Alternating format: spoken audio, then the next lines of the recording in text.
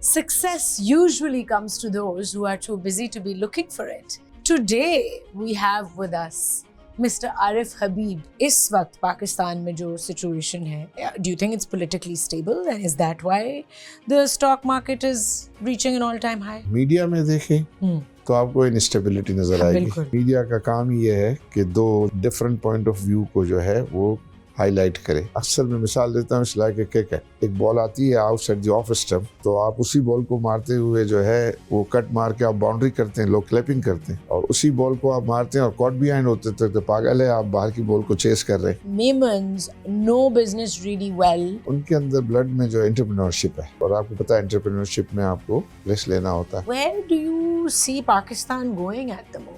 Pakistan is a very viable country, but unfortunately because of improper management, Pakistan is lagging behind. बहुत सारे countries हम देखते हैं कि बहुत आगे चले गए। तो आज भी जो अल्लाह ताला ने पाकिस्तान को जो नेमतें दी हैं, जो इशू और प्रॉब्लम ये रहा है कि हमने उसको प्रॉपर सही मैनेज नहीं किया।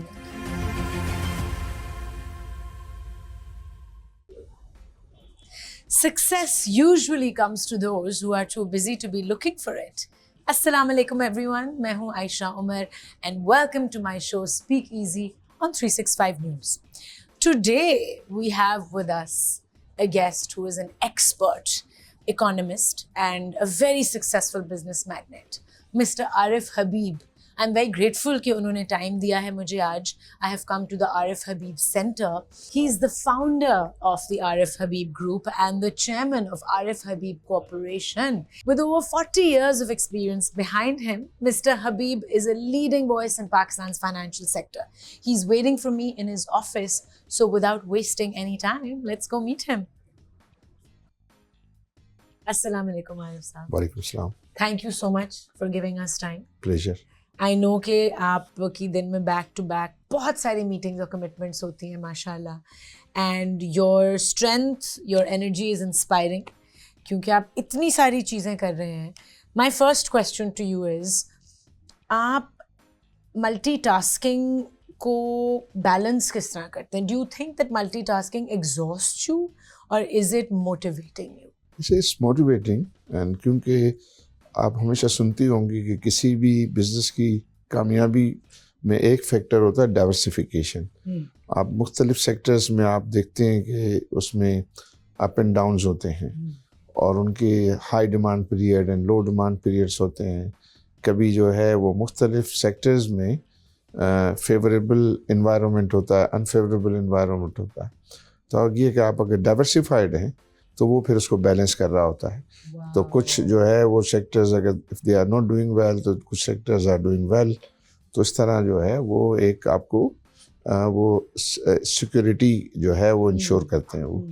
तो ये जो मल्टीटास्किंग या जो डाइवर्सिफाइड या डिफरेंट सेक्टर्स में जो हमने पोजीशन किया हुआ है, तो that is I think is good for the group. Stock exchange is doing very very well, all time high. I think आज हम ये शो रिकॉर्ड कर रहे हैं 2 days ago, मैंने देखा इत्तेफाक से।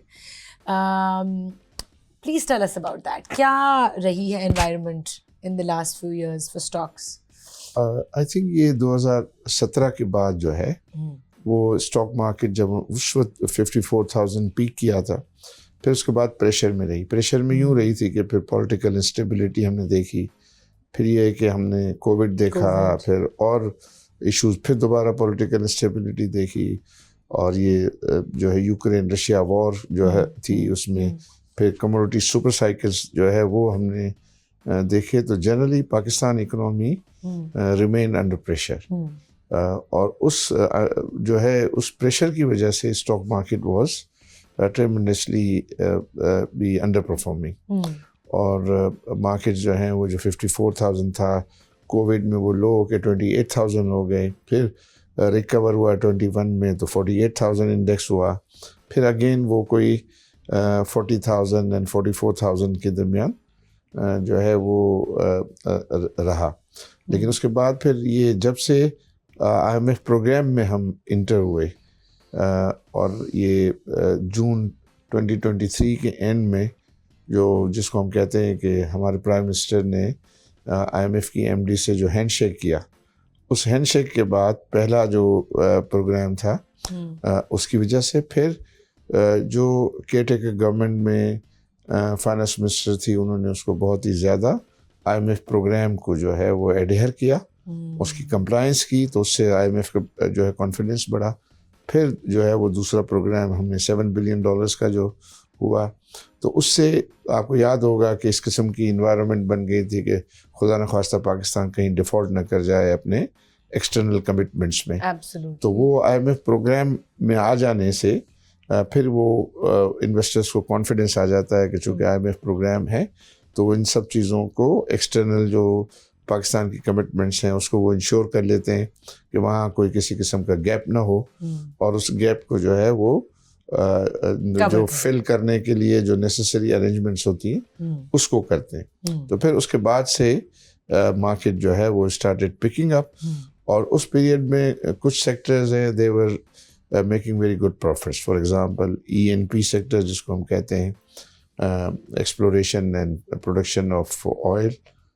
फिर उसके बाद जो है वो बैंकिंग सेक्टर was जो है doing well, fertilizer sector was doing very well, and food, तो what about food sector? ये काफ़ी स्टॉक मार्केट में हैवी वेटेड है। उनका वेट इनटू इंडेक्स जो है वो इज़ वेरी सिग्निफिकेंट, स्टेबल, हाँ सिग्निफिकेंट है। तो उनकी गुड परफॉर्मेंस की वजह से उनकी वैल्यूज़ बढ़ी।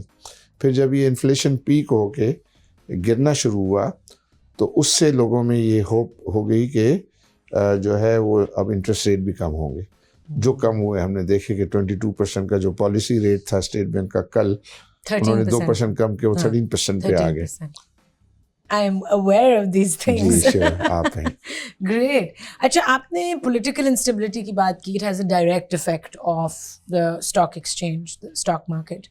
तो इस वक्त पाकिस्तान में जो situation है, do you think it's politically stable, and is that why the stock market is reaching an all-time high? हाँ, अगर ऐसे जो मीडिया में देखें तो आपको इनस्टेबिलिटी नज़र आएगी हर वक्त जो है, क्योंकि मीडिया का काम ये है कि दो जो है डिफरेंट पॉइंट ऑफ व्यू को जो है वो हाईलाइट करे, और वहाँ जो डिफरेंट पॉइंट ऑफ व्यू को हाईलाइट करने के लिए वो अपने पॉलिटिकल वर्कर्स को बिठा देते हैं और उनसे वो डिबेट करवाते हैं, तो उससे जो है वो आपको ये फील होता है। तो अब डैमेजिंग है ये जो व्यू ऑन द मीडिया जो दिखाया जा रहा है, तो it's damaging on an international level for the country. देखिए, चूँकि हम अपने आप को डेमोक्रेटिक कंट्री कहते हैं, तो फिर जो सिखाया जाता है डेमोक्रेसी के प्रिंसिपल्स वो अगर फंक्शन नहीं कर रहे होते तो लोग डिस्टर्ब होते हैं, क्योंकि उनकी ट्रेनिंग इस तरीके से जो हुई है। लेकिन हम देखा है दुनिया में जो बहुत ही प्योर डेमोक्रेटिक सेटअप तो बहुत कुछ ही हैं, यूरोप में है या अमेरिका में है, कुछ इंडिया में जो है वो उसमें बेहतर है, लेकिन बाकी जगहों पे हम देखते हैं तो वो कोई डेमोक्रेसी एज सच वो ट्रू स्पिरिट में नहीं है। फिर कभी सोचते हैं कि ये जो है वो डेमोक्रेसी आम आदमी के लिए क्या क्या उसका बेनिफिट्स हैं या क्या उसका रोल है।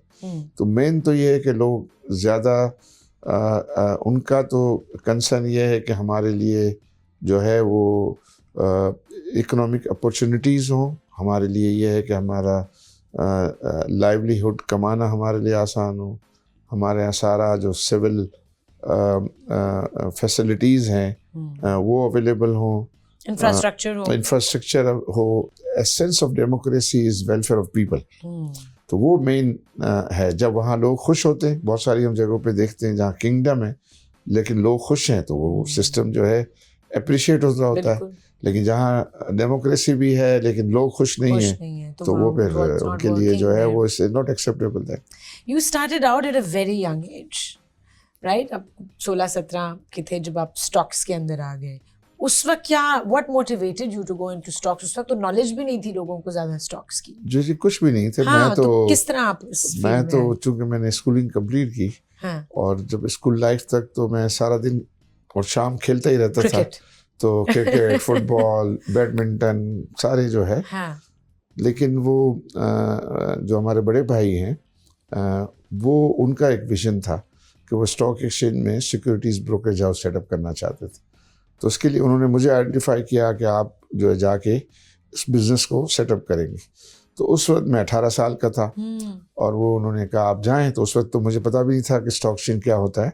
तो वहाँ जाके फिर वो जिस तरह कहते हैं ना कि अगर किसी बच्चे को स्विमिंग सिखानी है तो आप उसको पूल में जो है वो कर दे तो वो फिर सीख जाता है, हाथ पाँव मारेगा। So you went straight to the stock exchange and you started seeing how it works. जी तो मैं गया और फिर ज़ाहिर फिर इवन हमने जो कॉमर्स ग्रेजुएशन भी काम करते हुए साथ साथ जो है वो हमने की थी। तो वहाँ से फिर जो ऑन द जॉब जो एक्सपीरियंस था उसने हेल्प किया। कितने घंटे आप रोज स्टॉक एक्सचेंज में होते थे एवरी डे? नॉर्मली ये होता था कि मार्केट्स उस वक्त जो फंक्शन करती हैं अभी भी जिस तरह वो हाफ डे करती थी, हाफ डे फिर सेटलमेंट होता था 9:30 से और वो होता था 10 to 2 के मार्केट टाइम होते थे और फिर उसके बाद वो सेटलमेंट्स वगैरह के। लेकिन उस वक्त भी चूंकि वो स्पोर्ट्स का शौक था तो शाम को जल्दी से निकल के खेलने चले जाते थे उस वक्त। तो लेकिन साथ साथ जो है वो स्पोर्ट्स भी चलता रहा और काम भी चलता रहा और पढ़ भी रहे थे साथ। तो ये भी जो है काम।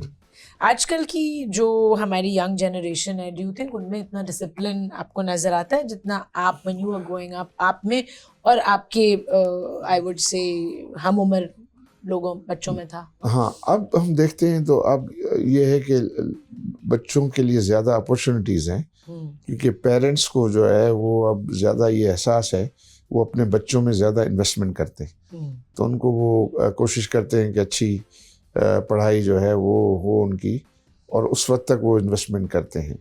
तो जब वो आते हैं तो एक रीज़नेबल उनमें स्किल होती है और उस स्किल की वजह से फिर वो जल्दी चीज़ों को जो है पिकअप कर लेते हैं। Okay, so you see that जी वो है। आई थिंक ब्रिलियंस तो है हमारी पाकिस्तानी बच्चों में। So आप पर्सनली जब when your group is actually hiring new young employees, आपने कभी पर्सनली आप बैठ के one-on-one इंटरव्यू उनके करते हैं बैठ के? बिल्कुल यंग वाले जो आ रहे होते हैं उनको हम नहीं करते। वो तो ज़ाहिर है रिस्पेक्टिव कंपनीज के CEOs करते हैं या उनके हेड ऑफ डिपार्टमेंट्स उनको करते हैं। लेकिन उनके साथ इंटरेक्शन रहता है क्योंकि जो हमारा सिक्योरिटीज मार्केट डिवीजन है उसमें तो चूंकि वो रिसर्च एनालिस्ट लड़के लड़कियां होती हैं, इन्वेस्टमेंट बैंकिंग सेक्शन होता है, सिक्योरिटीज ट्रेडिंग ट्रेडर्स होते हैं, तो उनको हम ऑब्जर्व कर रहे होते हैं, उनकी परफॉर्मेंस को उनको इनकरेज कर रहे होते हैं, उनके अगर व्यूज़ जो है वो राइट डायरेक्शन में जा रहे हैं तो उनको अप्रिशिएट कर रहे होते हैं। उस हद तक उनसे इंटरेक्शन रहता है और देखकर खुशी होती है। फिर ज़ाहिर है दूसरे हमारे जो बिजनेसेस हैं, नॉर्मली जो सिक्योरिटीज़ मार्केट में यंग बच्चों के लिए ज़्यादा अपॉर्चुनिटीज़ हैं स्टार्टिंग उसमें, और बाकी जो रियल एस्टेट डेवलपमेंट में भी यंग बट उसमें एक्सपीरियंस लोग जो है होते हैं। फिर इंडस्ट्री में भी यंग एंड एक्सपीरियंस दोनों जो है वो होते हैं। लेकिन जो लीडिंग पोजीशन में होते हैं वो जाहिर है जो एक्सपीरियंस लोग हैं उनकी पोजीशन। एक्सपीरियंस का मुकाबला कुछ नहीं मेरे ख्याल में कर सकता, जो आपको एक ऑन द जॉब रह के प्रैक्टिकली चीज़ें करके एक्सपीरियंस आता है।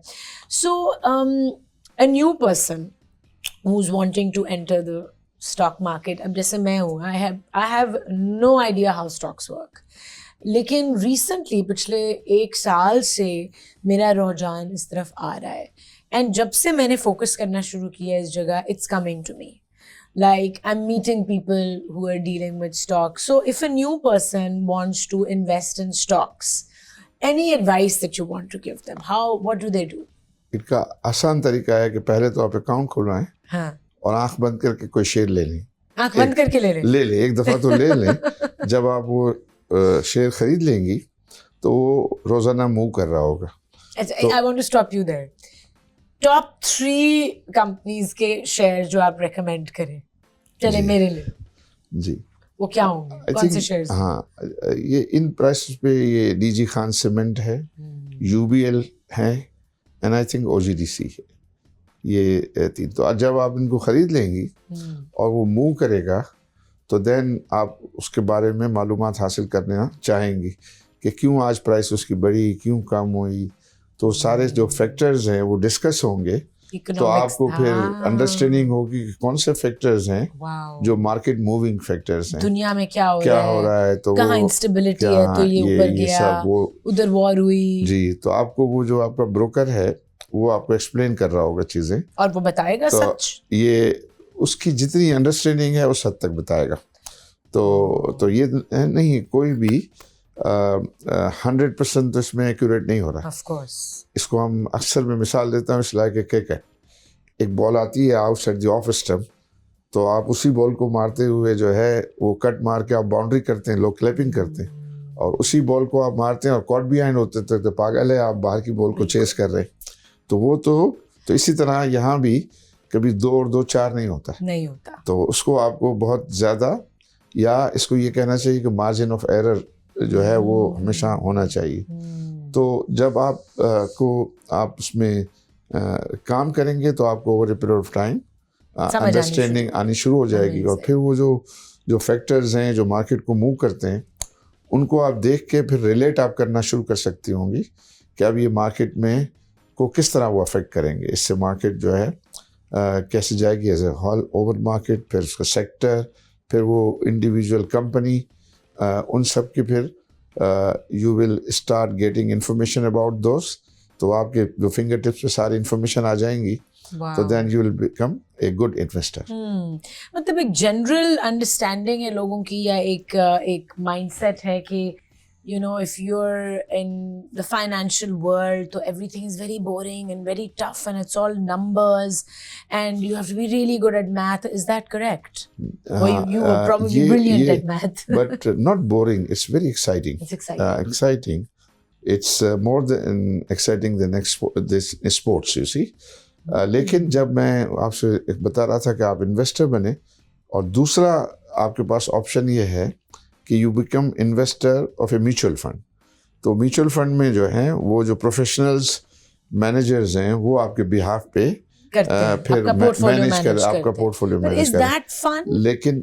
लेकिन वो इतना फन नहीं है, वो तो आप जो है कि, लेकिन आप अगर डायरेक्ट मार्केट को वॉच करती हैं और उसको जो है वो फॉलो करती हैं, तो फिर you start to understand the factors which in fact moves the market. Right.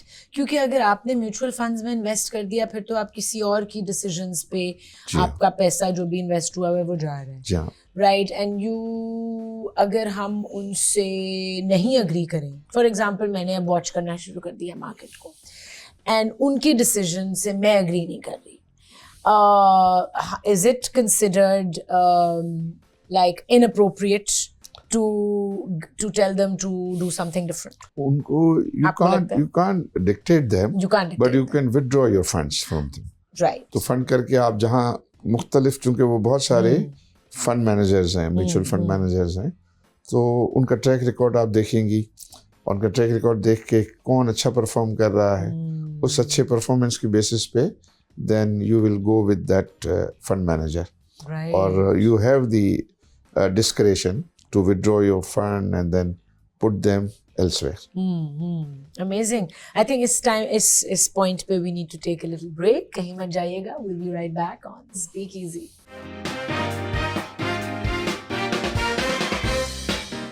Welcome back to Speak Easy. मैं हूँ Ayesha Umar. You're watching 365 News. इस एपिसोड में मेरे साथ मौजूद हैं आरिफ हबीब. As you all know, if you've just tuned in, Mr. Arif Habib is the founder and CEO of Arif Habib Corporation, और बहुत सारी different corporations के chairman हैं. There is Aisha Steel Mill. Can you list all the companies? जी, Fatma Fertilizer, Aisha Steel, Javedan Corporation, Sachal Energy, and Power Cement. And you are also on the board for the Karachi Business School. जी, Karachi business school, Habib university. Amazing. So कितना often आपको time मिलता है to go and visit the schools and universities? कभी कुछ बात करनी हो? जी, मोस्टली तो जो है उनकी जो बोर्ड मीटिंग्स होती है, तो बोर्ड मीटिंग्स जो है वो इनकी once in a quarter तो मस्ट है. तो once in a quarter board meeting होती है, तो उसमें, और अगर आप कमिटीज़ में हैं तो कमेटी की भी once in a quarter Wow. Meeting रहती है। और फिर कुछ ऐसे पीरियड आते हैं कि जिसमें एक क्वार्टर में एक से ज़्यादा मीटिंग भी होती है, तो उसमें फिर आपको पार्टिसिपेट करना होता है। And are you traveling a lot right now? आपको दुनिया में कोई कोई टॉक्स करनी है, कोई कॉन्फ्रेंसेस हैं? Yes, I used to, but अगर आप ये कहेंगे are you travelling a lot, तो मैं कहूँगा कि नहीं, नॉट अब लॉट, नहीं। बट ओकेजनल जब भी नीड होती है, नीड बेसिस पर भी। नीड बेस, तो वो need is only like a work need और is it also just a human need हाँ, फॉर यू? मेनली तो जो है वो वर्क नीड है। नीड एंड मेरा जो है वो I don't enjoy going On holiday. Outside Pakistan more, because I enjoy going to Naya Nazmabad. My Naya Nazmabad is better than Dubai and better than London. Please tell us about Naya Nazimabad. एक cricket stadium अभी recently develop हुआ है वहाँ पे, जी which I heard is rocking, जी अल्हम्दुलिल्लाह, जी अल्हम्दुलिल्लाह। Naya Nazmabad is a real estate development, and we call it city of sports.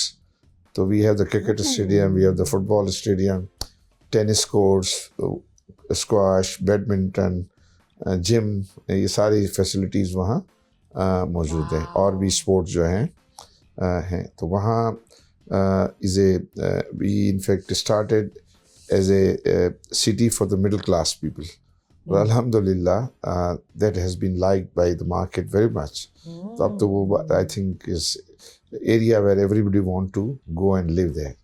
तो वहाँ फिर हमने जिम खाना भी डेवलप किया है। We are also developing the hotel.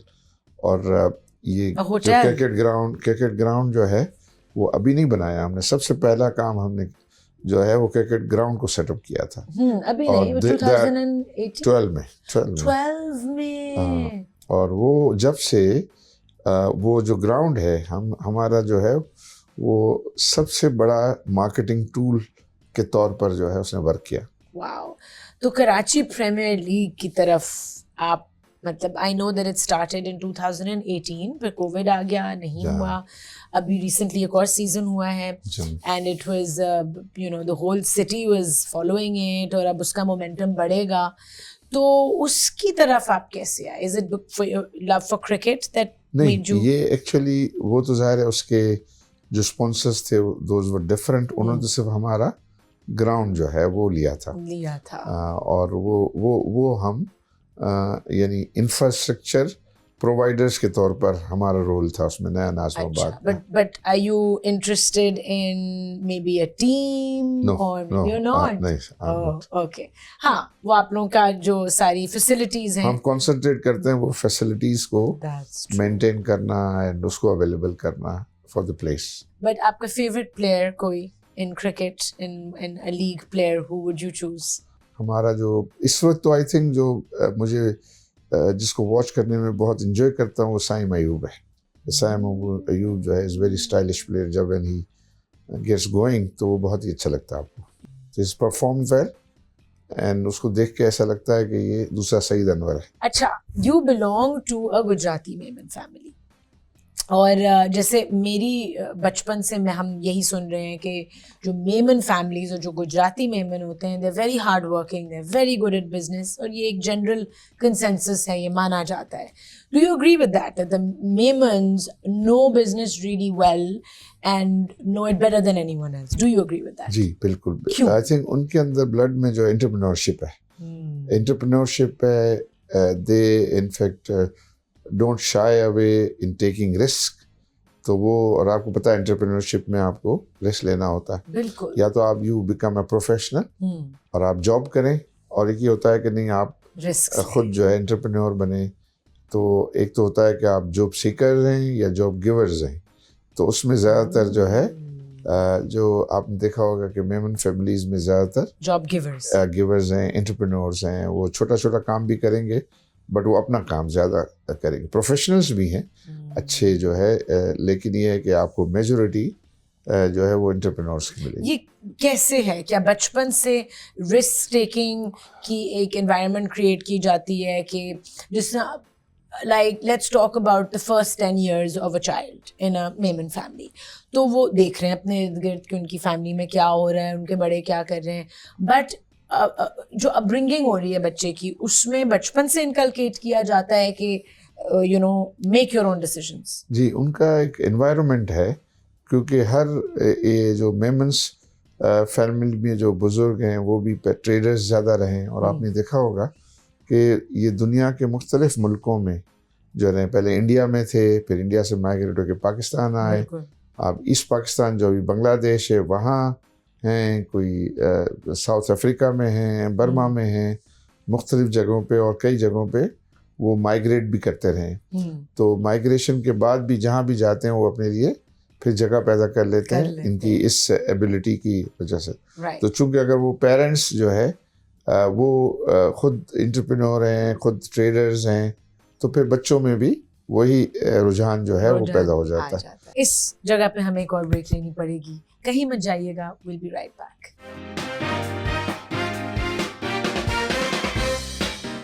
Welcome back to Speak Easy on 365 News. मैं हूं आयशा उमर और मेरे आज के गेस्ट हैं mister Arif Habib, who is the CEO and the founder of Arif Habib Group Corporation. What do you prefer, group or corporation?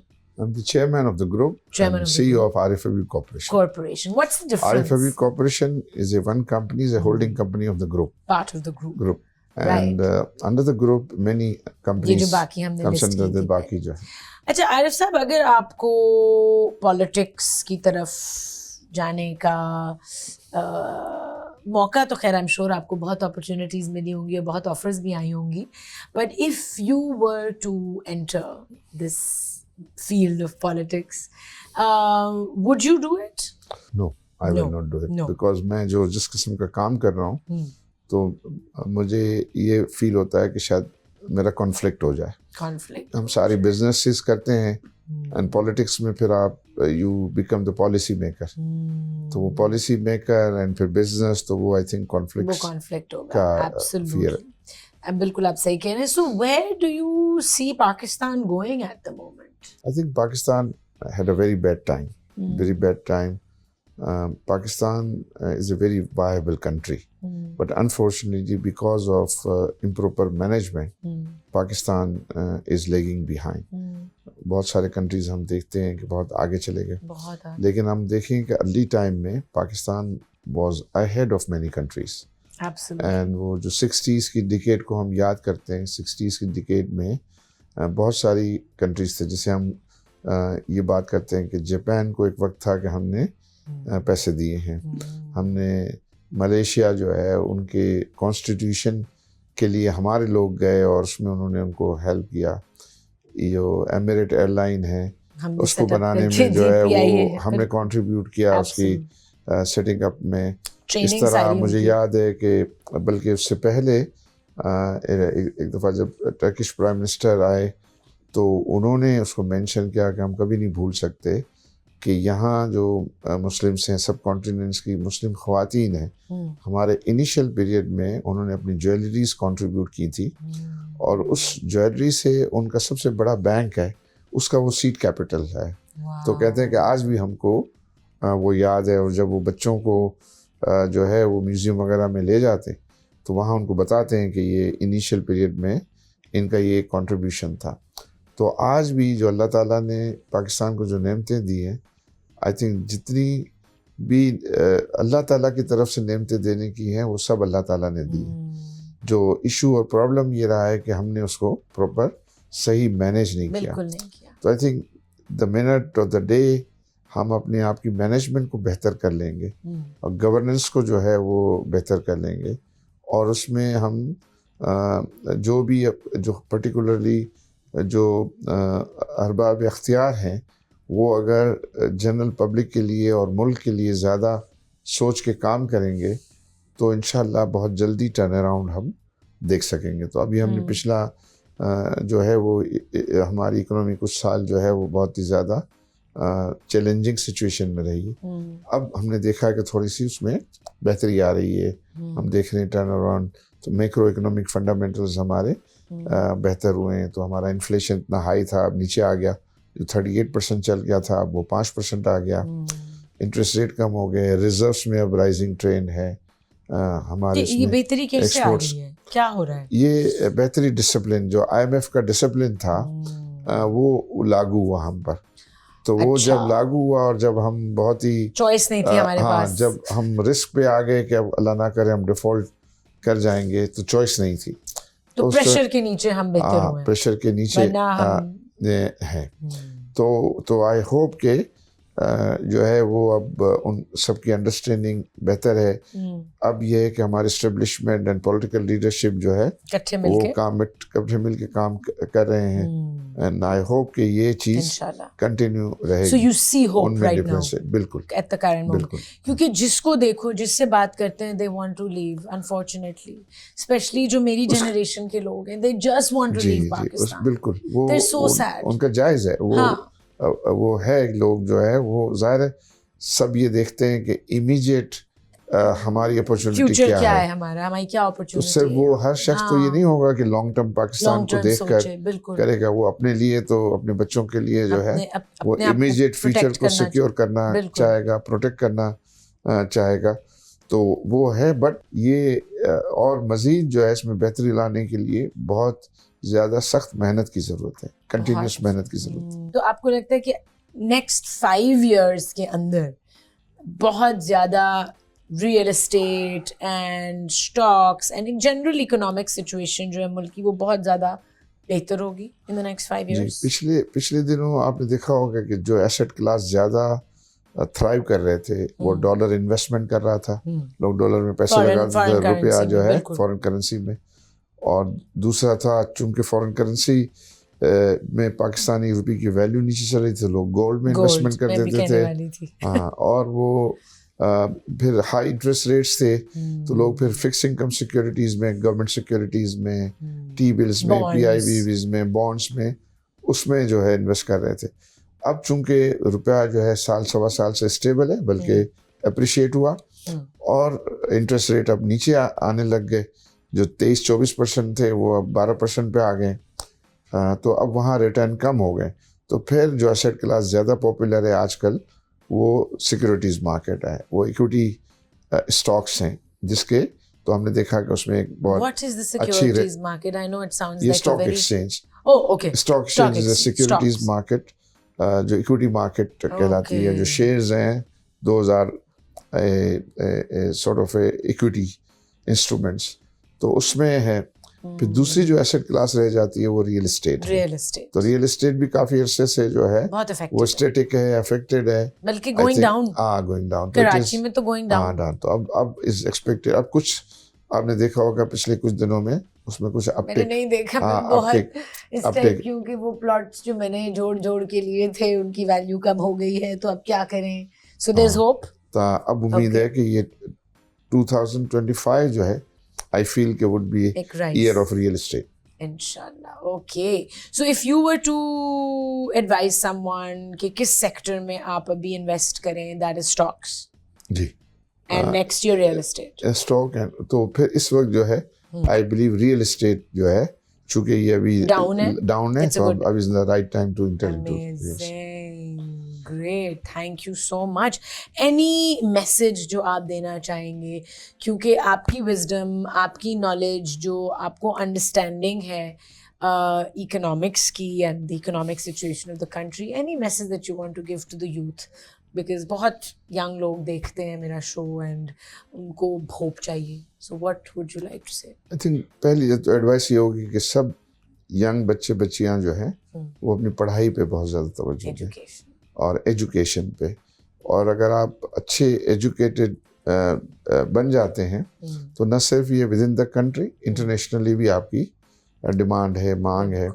और आजकल तो अब छोटे छोटे बच्चे जो है वो IT लिटरेट हो जाते हैं, और IT लिटरेट के फ्रीलांस के तौर पर जो है वो काम कर रहे होते हैं, और अल्हम्दुलिल्लाह अच्छे पैसे भी अर्न कर लेते हैं। तो फैमिली के साथ भी होते हैं और फ्रीलांस के तौर पे काम कर रहे थे। इंटरनेशनली भी उनकी अच्छी डिमांड है। फिर यहाँ भी पॉलिसी गवर्नमेंट की यह है कि हम IT और IT रिलेटेड जितने प्रोफेशंस हैं उनको जो है वो इनकरेज करें, सपोर्ट करें, तो उसमें अच्छी अपॉर्चुनिटीज़ हैं। तो अब पाकिस्तान में जो फ्यूचर है वो आई थिंक IT का है, एग्रीकल्चर का है, माइनिंग का जो है वो है, ये कंस्ट्रक्शन का है। तो इन एरियाज़ में, और ऑब्वियसली आप अगर एजुकेटेड हैं तो you can also involve yourself into securities market as well. Education. The number one step. जितना पढ़ सकते हैं, जिस तरीके से whatever you can do. नहीं अगर इतने privileged कि आपके पास सहूलतें हैं कि आप किसी rich expensive school में जाएं, तो मेहनत करें. I think कोशिश करें. grants available हैं, scholarships available हैं, उनको ढूंढें, उनको avail करें. And I'm sure आपका RFAB group also has a lot of scholarships and grants to students all over Pakistan. Definitely है. और उसमें बल्कि हमने अपनी कम्युनिटी में अभी इस किस्म का हम डेवलप कर रहे हैं कि हमारी अपनी कम्युनिटी में हमने एक फंड जो है वो सेटअप कर रहे हैं. और उसका ये होगा कि अगर कोई बच्चा भी जो है वो because of the financial constraint जो है वो अनएजुकेटेड ना रहे, तो उसको फिर वो लुक आफ्टर करेंगे, उसको स्कॉलरशिप्स वगैरह जो है वो प्रोवाइड करेंगे. अभी भी जो है वो स्कॉलरशिप्स वगैरह दे रहे हैं, लेकिन एक इसका फॉर्मल अरेंजमेंट जो है वो होगा ताकि लोग जो है because of the financial constraint तालीम से महरूम ना रहे. Thank you so much, Arif Saab, for your time. I know आपकी next meeting है and I hope कि आपकी जो vision है for Pakistan वो आप complete होते हुए देखें in the next few years. सबकी दुआ है, it's our country, it's the only country we have, and inshallah, I hope that we go in the right direction. Inshallah. And thank you. We will win together, inshallah. Inshallah, we will. Thank you so much. Thank you and thank you for all your contribution. Thank you. For Pakistan. Thank you very much. Thank you. हम मिलेंगे अगली episode में with yet another inspiring, extraordinary guest. खुदा हाफिज.